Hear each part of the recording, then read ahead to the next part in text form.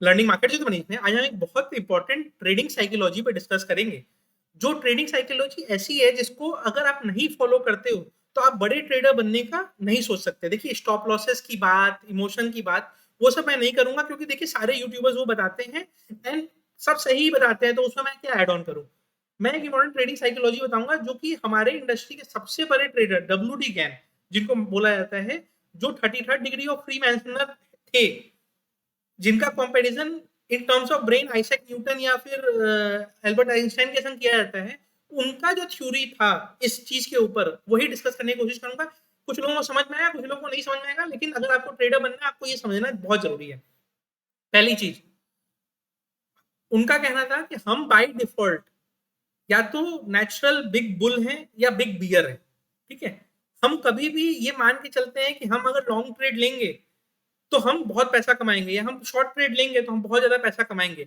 अगर आप मेरी बात करेंगे ना, बाई डिफॉल्ट नेचुरल बियर हो, ठीक है, but over a period of time इतने साल से ट्रेड करते करते करते करते मैंने इसको कैसे भी ओवरकम किया है कि मैं ये सेट माइंडसेट के संग नहीं जाऊं बाजार में कि आज बियरिश पोजीशन लेना है या आज बुलिश पोजीशन लेना है, जो ट्रेंड दिखाएगा उसके हिसाब से लेना है।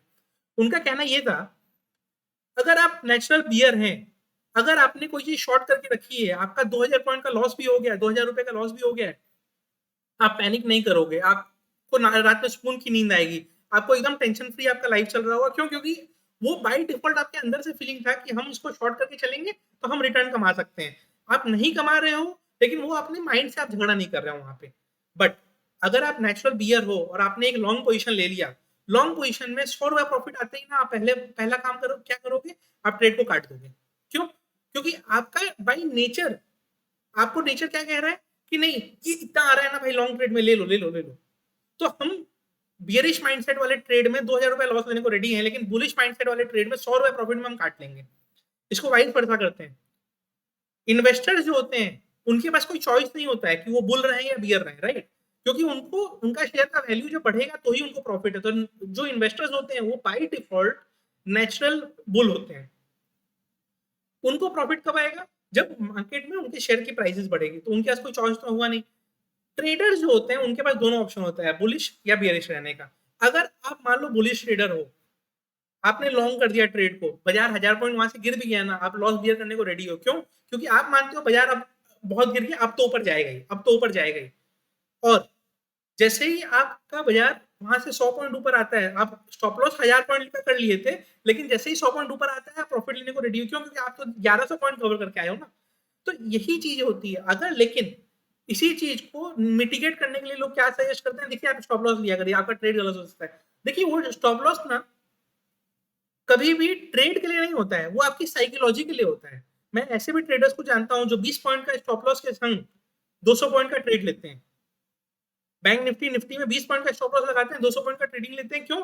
क्योंकि उनको ये कन्विक्शन है कि यहाँ से अगर मैक्सिमम नीचे जाएगा तो 20 पॉइंट जाएगा, लॉस हुआ तो 20 पॉइंट लॉस होगा, लेकिन 200 पॉइंट का हमको ट्रेड लेना है। हम उसका उल्टा करते हैं, स्टॉप लॉस लगाते नहीं है, नीचे चला जाता है 200 पॉइंट, हम बोलते हैं अच्छा अब रिकवर होगा रिकवर होगा। जैसे ही 20 पॉइंट ऊपर आता है बेच के निकल जाते हैं, क्योंकि हमें तो 220 पॉइंट की रिकवरी दिख रही है। यही चीज अगर हम 20 पॉइंट का लॉस लेके रखते और अपना ट्रेड जस्ट इन्वर्ट कर देते तो हमें 100 पॉइंट 180 पॉइंट नीचे का मिलता।